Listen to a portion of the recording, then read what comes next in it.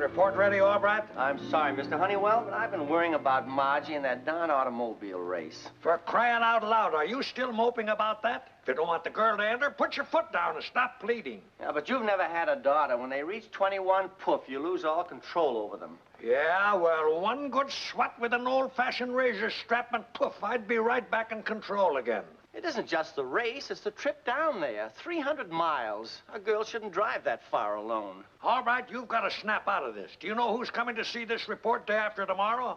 I know. DeWitt Davenport, Vice President of Consolidated Lumber. Well, don't worry, I'll have it ready. See that you do. 300 miles alone and then that auto race. All right, until you get this weekend race off of your mind, you won't be worth a nickel. Get up. Now I'll show you how a brain works. I never had a daughter, but I do know feminine psychology.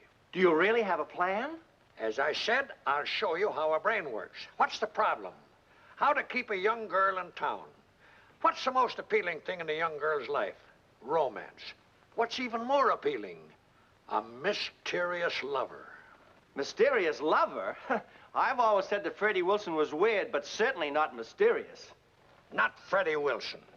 A piece of stationery, an envelope, and you'll furnish the necessary money for the other items. But I don't understand. Tomorrow morning, your little Margie will receive a romantic gift or two, and then a note. This note. My dear Margie, of course, you will remember our meeting, so I won't sign my real name. Now, where could they have logically met? Of course. Remember our meeting, the Honeywell and Todd annual clients party. I get it. I get it. Well, la-di-da for you. What a wonderful idea. The mysterious young man arrives over the weekend, and Margie's curiosity won't let her leave town. Am I a genius or am I a genius? You're a genius. But how are you going to sign it? Well, I'll sign it with the name the girls used to call me. What's that? Bright Eyes.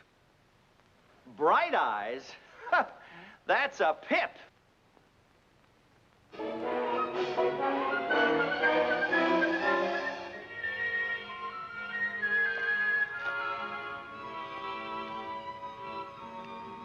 What's the book? Something about sport car racing, I suppose. No, it's all about hypnotism. Belongs to Mrs. Odette's. Oh, no, Margie. You've gone in for about every wild thing that was ever invented, but please, not hypnotism. Concentrate on the little shining object. Oh, now cut that out. Mrs. Odette's has so many unusual and interesting books. Do you know how they shrink heads? Shrink heads? Oh, Margie, you were supposed to take care of Mrs. Odette's apartment while she was away, not browse through her belongings. I'll get the book back in plenty of time. I don't imagine anything could change your mind about entering that race. Oh, please, Dad. I thought we settled that. Well, someone at the door. Oh, I'll get it.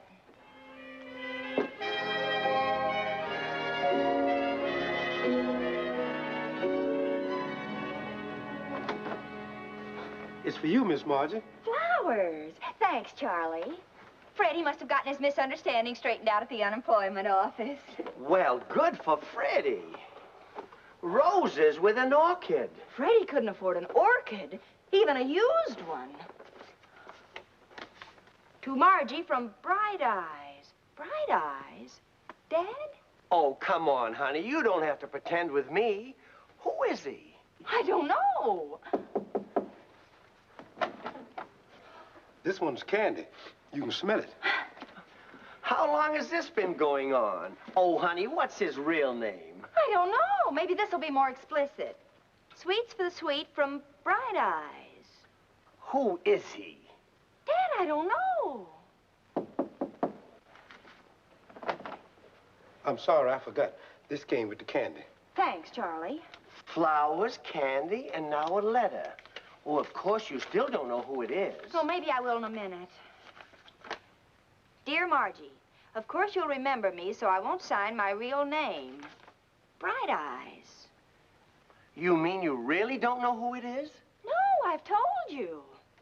Remember our meeting at the annual Honeywell and Todd Clients Party? Margie, my dear, I have often thought about that night and the way you kissed a rose and told me to keep it always. He didn't forget. You remember him? Yeah, but it wasn't a rose, and I didn't tell him to keep it. It was a carnation, and I didn't kiss it. I ate it. But he wouldn't remember me. That was in kindergarten. Whenever the warm winds blow and the full moon beams, I hear your voice and see the light in your eyes. The light that shined when you said, "You may kiss me." How could I ever forget? Well, so you do remember who he is. Frankly, no, but it must have been a heck of an evening. I shall be in town this weekend. I've sent this note and my little tokens of affection through my New York representative. Uh-oh. And you'll be away this weekend. No address, no nothing. And 10,000 messenger boys in New York City. If I could only get in touch with him. Bright eyes, bright eyes. Oh, don't worry. You'll be out of town, and I'll just tell him that you're sorry that you couldn't reach him. Morning, all right. Margie, thought I'd drop in and drive you down to the office. Candy and flowers. Who's the nice boy? I don't know. Well, let's go. Goodbye, honey. Bye. Warm winds and a full moon. You may kiss me. How could I ever forget a nervous boy like that?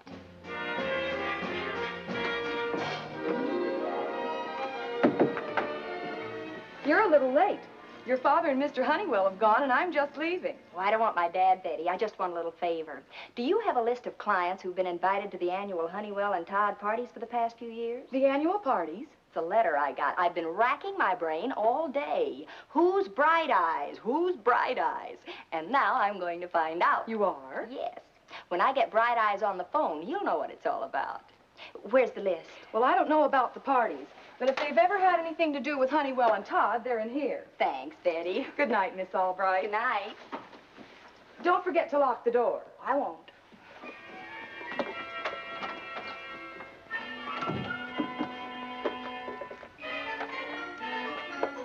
This could take years.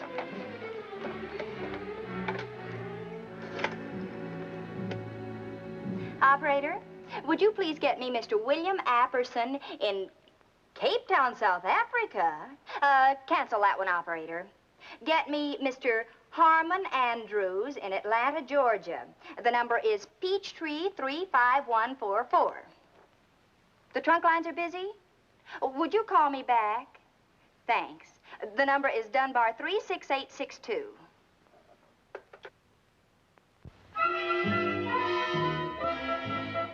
William Davenport, Jr., sometimes you make me so angry, I forget myself. Simmer down, Uncle DeWitt. Why should I worry about business? You're doing a wonderful job. Yes, but you're the president. Your father wanted you to carry on when he left off. Now, why won't you come with me to New York tonight? If we're going to let Honeywell and Todd handle our account, the president should meet these gentlemen. Sorry, Unc, can't. Big problem tonight. Got to get a date. Oh, I give up. Look, Uncle DeWitt, I'll compromise. I'll call Honeywell and Todd and meet them over the phone.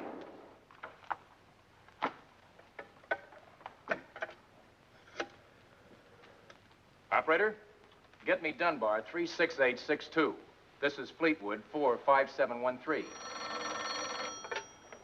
Yes, operator? Your father would turn over in his grave if he... Operator, Oh, I was expecting a call. just a second, please. See you tomorrow, Uncle DeWitt. I think I just got heaven by mistake. Oh, what's the use? What's the use? Now then, you were saying? Who is this? I was expecting a call. Did you call me or did I call you? I've been wanting to talk to you for a long time. Are you Bright Eyes? Brightest eyes you ever saw. Well, then you are Bright Eyes. You, and only you, may call me Bright Eyes. I'll bet you thought I'd forgotten about giving you the rose, but I hadn't. And I'm glad you didn't forget about the moon and the warm breeze. I'll always remember it. I always knew you were the kind of a girl that wouldn't forget. You seem to remember a lot of things. Tell me, do you remember the ride on the roller coaster? Do I? It was wonderful. Roller coaster. I was surprised you'd even remember my name. Forget your name? Never. It's always on the tip of my tongue. Same with me. I'll never forget your name as long as I live. I'll never forget it, but what is it?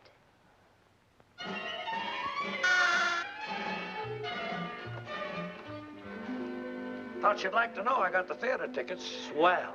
And tonight, after Mr. DeWitt Davenport signs, the great Consolidated Lumber Corporation becomes another happy client of Honeywell and Todd. How are you coming with Margie? Well, she hasn't come in yet. She's probably canceling her plans for the auto race. Dad? Dad?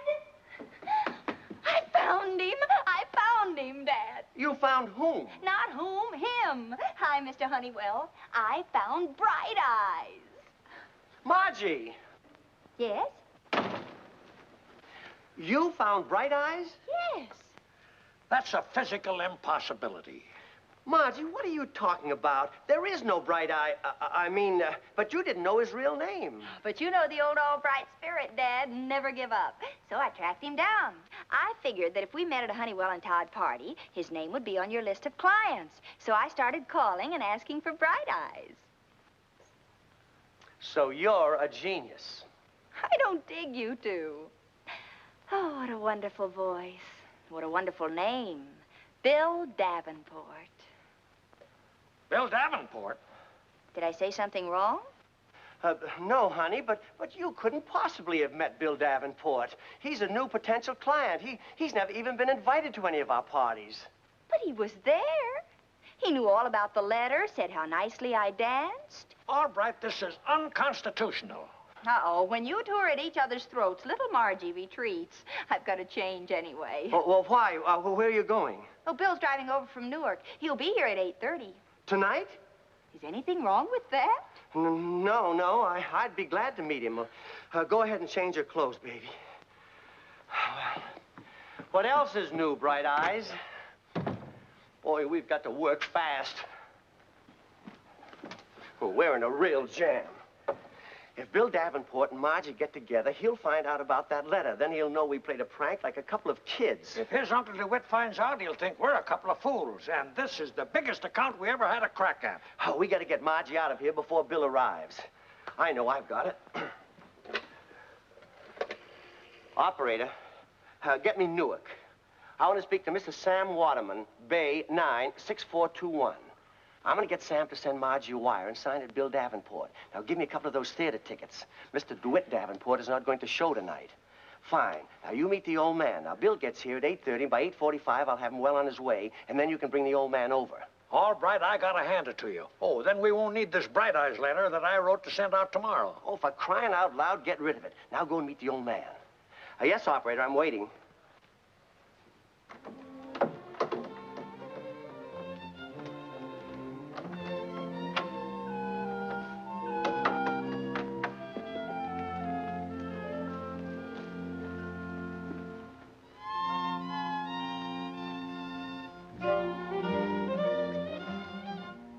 Margie Albright. Satis Flower Shop. Please send 2 dozen roses to Miss Margie Albright, same address as yesterday, and attach this envelope. Charge to account of Mr. Vern Albright. As before, this is a strictly confidential matter.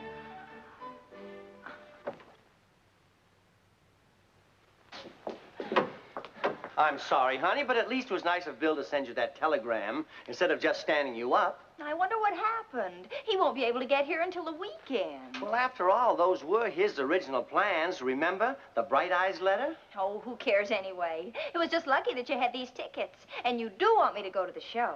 I want you to go because you'll love it. Now run along and pick up Freddie and have a nice time. Okay, Dad. Bye. Bye, baby.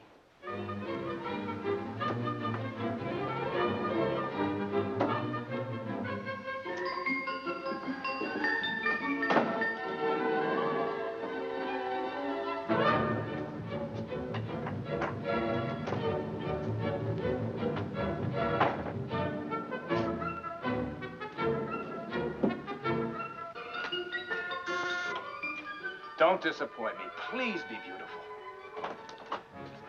Yes? Is Margie in, sir? She's expecting me. I'm Bill Davenport. Bill Davenport? But I thought your Uncle DeWitt was coming. I'm Vern Albright. Well, you don't understand, Mr. Albright. I'm not here on business. I spoke with Margie over the phone this afternoon. We have a date. You spoke with Margie? Yes, at Honeywell and Todd's. Oh, but that's impossible. My daughter Margie's been in Europe for 2 weeks. In Europe? But the call came from your office. Oh, I'm sorry, my boy, but I'm afraid somebody's been playing a joke on you. I hope you won't hold it against us. Joke, huh? Well, maybe a cleaning woman with a young voice or something. I'm terribly sorry, my boy. That's okay. Good night. Good night.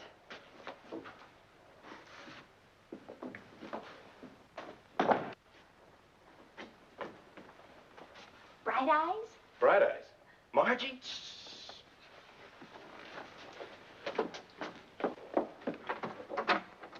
Boy, have you got your father fooled. He thinks you're in Europe. Oh, no, he doesn't. I think he's playing a little game called Let's Keep Margie Out of the Race and Away from Clients.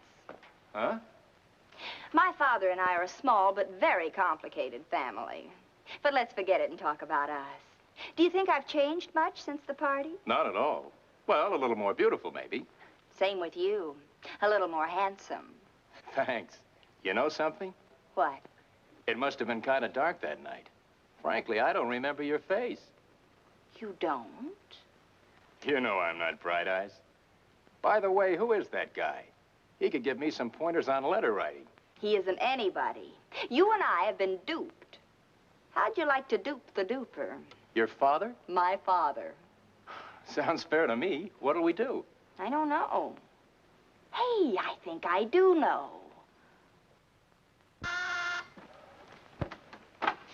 Bill Davenport, what are you doing back? I'm retracing my steps, Mr. Albright. I lost my billfold somewhere tonight. There it is. Oh, fine. Well, I'll see you again sometime. Uh-oh. Something wrong? You're not supposed to be here.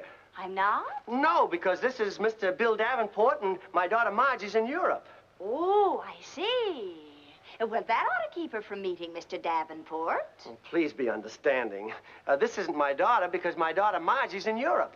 Sure, Mr. Albright. But the least you can do is introduce me to this charming girl. Then my trip won't be entirely in vain. Yes, Mr. Albright, introduce us. Oh, yes, of course. This is Mr. Davenport, and this is Miss Jones. Nice to know you. The same. Are you a friend of the family's? Well, you notice how nervous Mr. Albright is. Yes, I've noticed. Well, I'm sort of connected to his nervousness. Oh, yes, she's always connected to my nervousness. I don't get it. Well, if you'll step in the living room and wait for a minute, Mr. Davenport, I'll show you. So you tried to trick little Margie, huh? All right, I know I did, but please don't give me away. This fella's connected with a big deal. Now, how are you going to cover up for all this talk about nervousness? Who are you supposed to be, anyway? Well, I shouldn't help you, but I'm going to. Oh, thanks, Margie, thanks. But you'll have to go along to make it look good. Anything. Well, what's the plan? You remember that hypnotism book? Yes, what about it? Well, it's lucky I had it on my mind. Just go along.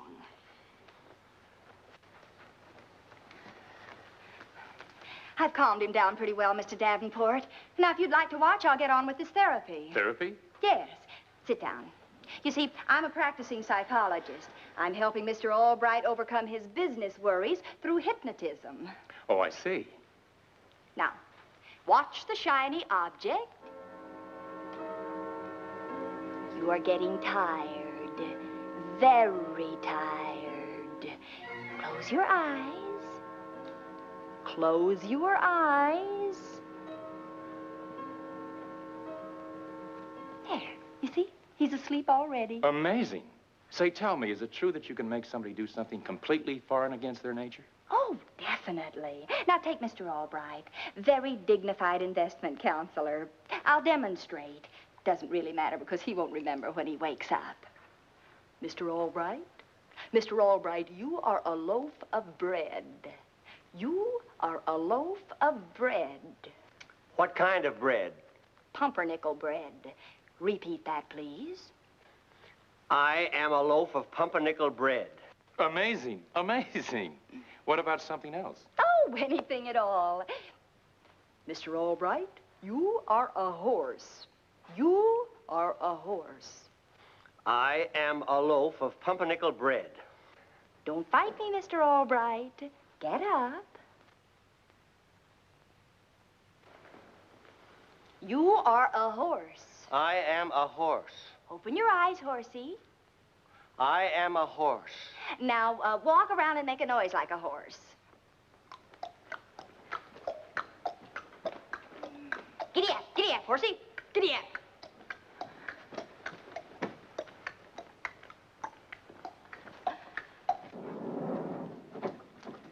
You'll be impressed with Albright, Mr. Davenport. Level-headed fellow. Perfect example of the type of man associated with Honeywell and Todd. Whoa, boy. I'm sure glad Mr. Albright won't remember this. He'd probably never forgive you for making him do this in front of me. But then he doesn't know that I'm the real head of the Consolidated Lumber Company. You are? Yes. But don't worry. I'm finding this very interesting. Let him answer the door. Go to the door, horsey.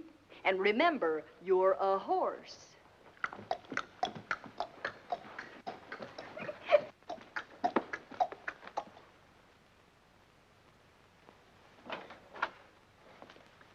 All right. This is Mr. DeWitt Davenport. I am a horse. Yeah. What did he say? I am a horse. This is the type man connected with Honeywell and Todd? Albright, what's the matter with you? I am a horse. Hi, Uncle DeWitt. William! Margie? Margie? Miss Jones hypnotized Mr. Honeywell some time ago, and she told him that every time they met, he'd call her Margie. I am a horse. What are you doing here? No interest in business. Let's all go in the living room. The heck with the old one. The young one's the big wheel. Now, just go along with everything. What? No time for questions. Just go along. It's the latest thing for jangled nerves. Hypnotism's really amazing. I think I'll give Mr. Honeywell a little treatment, too. Sit down, Mr. Honeywell. I am a horse. Sit down, sit down. Now, watch the shiny object. You are getting sleepy. Very sleepy. You are asleep. Now, watch this, Uncle DeWitt. How about a couple of statues? Very simple. Mr. Honeywell, get up. Any special kind of statue? Well, we already have the horse. How about him being an Indian? Indian? You know, the famous old bookend statue called The End of the Trail. The old tired brave riding the half-dead horse. That one. Mr. Albright, get down on all fours. Mr. Honeywell, get on his back. Let your heads droop. You are tired. They expect to handle Consolidated Lumber? Oh, I don't know, Uncle DeWitt. They seem like pretty nice fellas. Yes, but I wonder if they'll ever learn not to try and trick Margie. I don't know, Miss Jones. What do you think, Margie? Don't ask me. I'm in Europe. We've been took.